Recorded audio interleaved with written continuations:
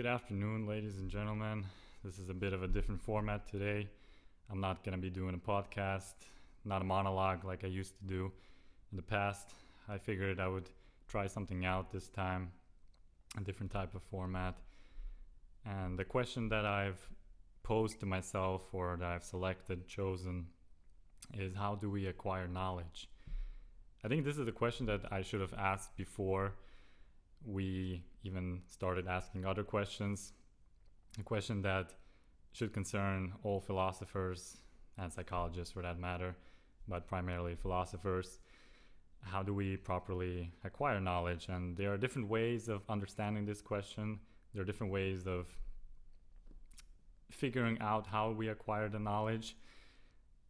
And I think we have to also define what knowledge is per se, which is from my understanding is the understanding of a particular subject through practical or theoretical experiences, be it with facts, information, or skill set.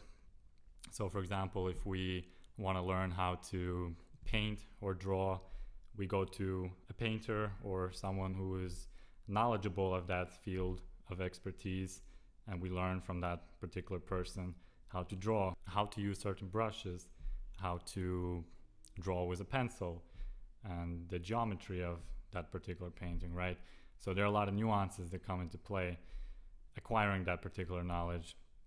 But of course, there are different types of knowledge, be it also theoretical, so simply being book smart in terms of simply knowing history of the country of France, for example, the French Revolution, the dates, what happened. This is more memory, remembering or memorizing certain events that happened in the past, which is equally important. Not just being book smart, but also being practically smart as well. So for example, there's a practical knowledge how to change your tire if your car tire gets blown off, for example. So in short, knowledge is very broadly defined, very loosely defined.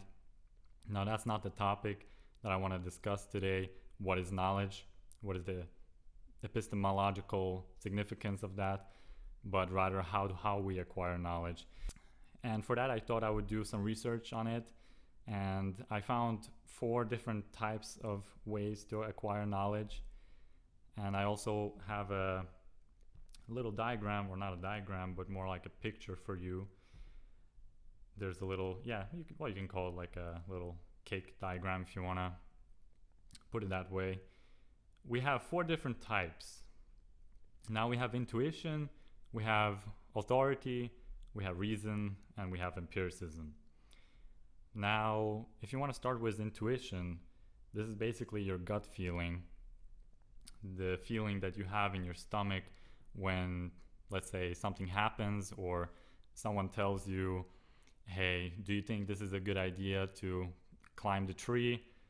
Knowing that the tree is very high, is probably dangerous to climb on the branches because the branches will fall, and so on and so forth. And your first gut feeling, your first instinct is like, no, maybe not a good idea.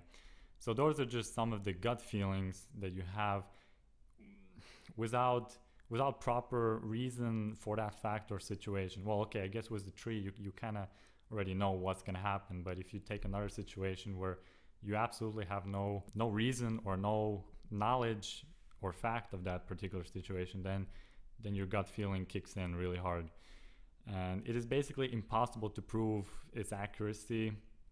And that is where trust and faith in your intuition comes into play, ultimately. And it is obviously most useful for when you don't have an answer for a particular scenario or a case, and you basically have to go with your first initial feeling for it.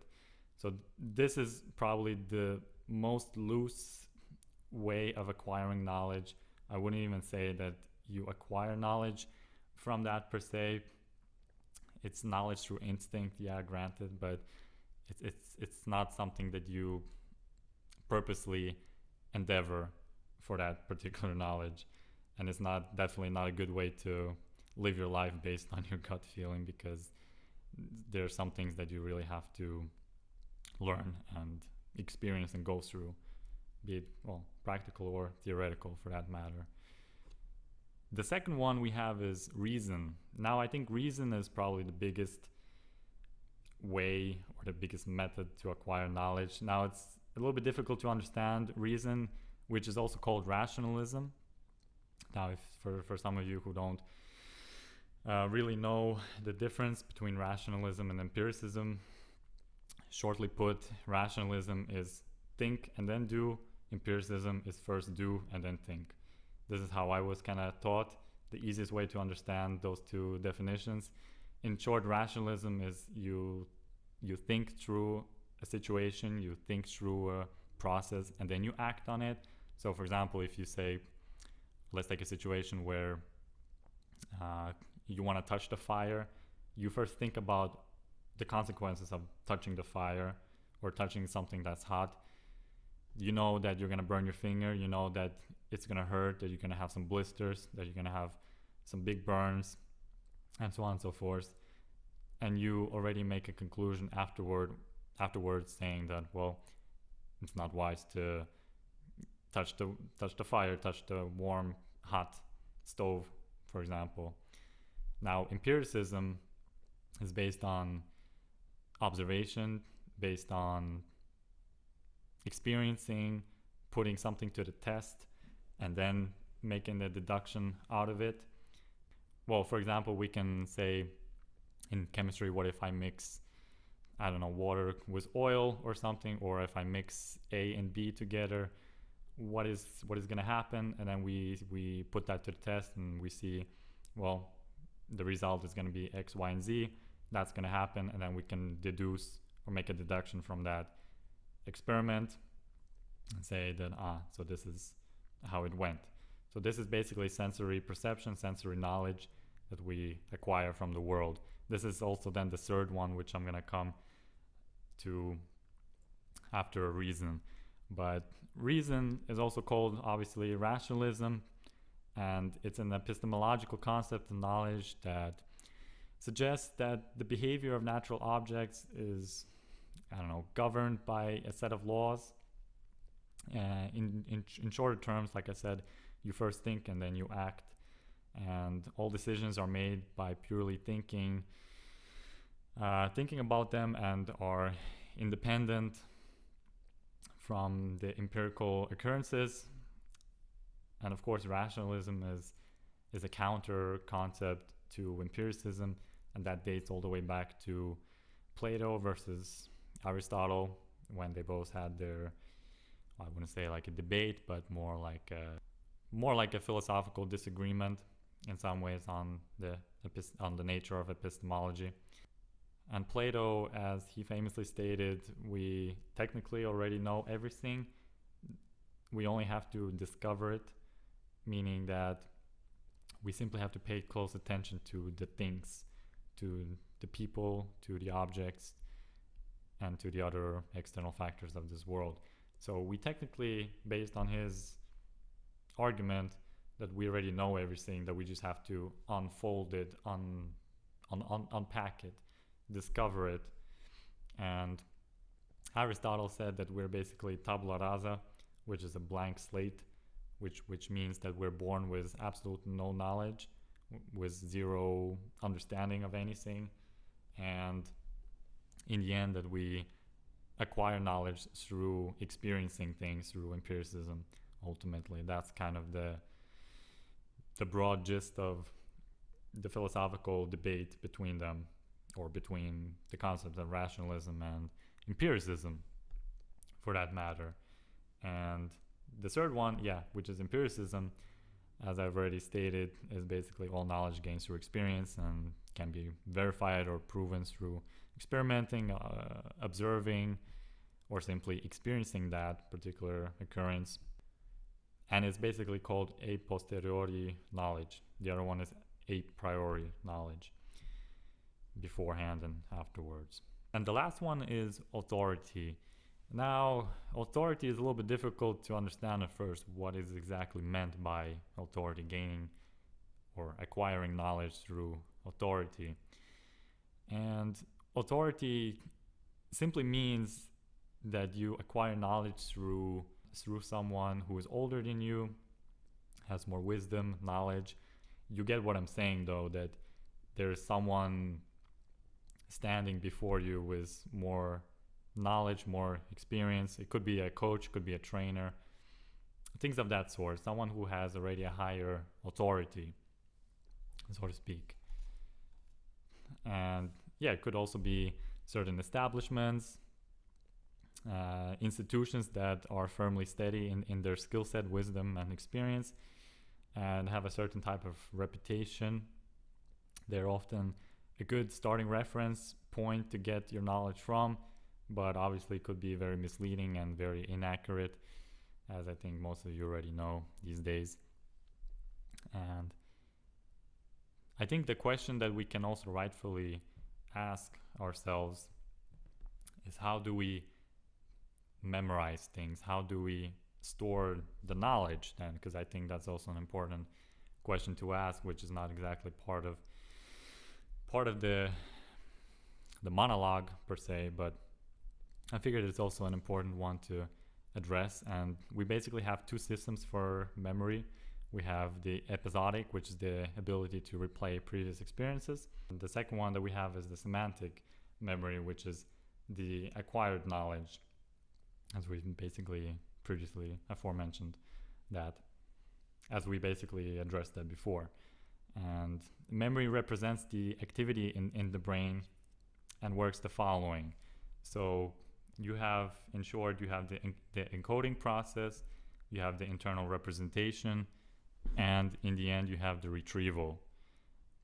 This is basically how it works. So you encode something, you put it in, you have the internal representation of that memory, of that knowledge, and you retrieve it whenever you need to use it again.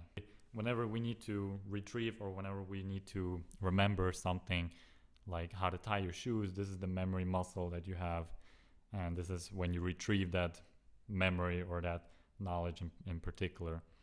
And if you want to really improve, or if you want to know how memory improvement works, usually when words are associated with certain events, by doing it or realizing that act, so it's not just simply being book smart, but also putting it into practice, which is what Aristotle was preaching, that knowledge without practice is basically useless. I'm not sure if that was the exact quote, I'm just paraphrasing it, but in other words, if you don't use that knowledge, then it eventually vanishes and it goes away in that sense.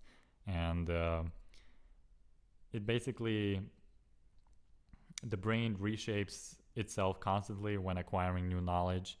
So the brain, the muscle always reforms, always reshapes itself nonstop every time you acquire a new type of information or skill set, and so on and so forth.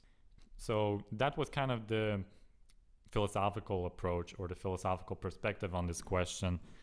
And the practical answer on how to acquire knowledge is, I think, is pretty straightforward. I don't really think I have to go too deep into that, but I think I'll still say a few things, a few points on how to acquire knowledge in a practical term. And of course, the first one that I have is reading a lot of books. I believe that reading books is a very useful tool to use if you want to learn on certain subjects. Now, keep in mind that it's actually very interesting, because there are a lot of people who only read books throughout their lives, and at the same time they haven't done really anything, they haven't achieved anything. And I believe those are dangerous situations where you can put yourself in if you simply are purely solely book smart, but you don't put anything into practice. Now, granted, I am someone who reads a lot of philosophy and psychology literature, and I'm pretty sure that, especially on the psychological side, I don't really put anything into practice, because I'm not a psychologist, I'm not a certified psychologist or practicing psychology in any active manner. But I also believe knowing about those things is just as equally important. And of course, there are also books that you can read on, like self-help books that can help you in your day-to-day life. And lately, as of recent, I've been reading a lot on Stoicism, which helps me, or helps a lot of other people, to regulate their emotional control, to navigate their lives through hardships, hard times. And it also helps you for your brain, for your muscle. As far as I remember, I think there's a debate if the brain is a muscle or an organ. I believe, for figurative terms, let's say the brain is a muscle, because it kind of functions in a muscular way in some ways. If you really stop educating yourself, then you're not really gonna advance any further in life. If you really put an end, if you really stop studying after college or after university, and if you really think that you think you already know most of the things, and you really think that the school and university and college has provided all the necessary information, knowledge, and skill set that you believe to need to acquire it, well, you're really gonna be rusty. It's basically like doing sports. If you're not gonna do sports any longer, if you just do sports in your early young 20s and stop doing sports after 30, well, your body is really gonna deteriorate really fast after that. And it's the same thing with your brain. So that's one point I highly recommend, highly encourage people to read a lot of books, but also to keep an eye on not reading too much and doing nothing about it, absolutely. And also keep in mind what kind of books you read, what kind of literature you read. I'm not saying what type of book you have to read, but if you want to read some comics and stuff like that, sure, do it. But at the same time, I also believe it should be something educational, should be something worth reading, worth educating yourself on. Could be any topic on history, could be any topic on philosophy or politics or law or economics, for that matter. The second one I also believe is attending seminars, attending certain webinars, just having a little visit to those types of events where you can learn from different people, from different things, hearing new things. I'm always very positive on that. I believe that there's always something to learn, even if you already have been in that particular industry for many years.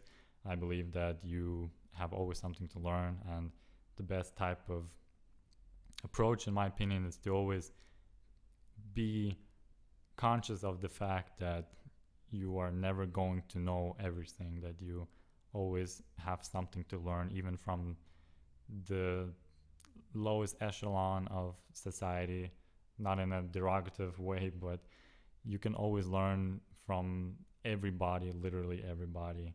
And I think this is what Marcus Aurelius was saying in his Meditations book.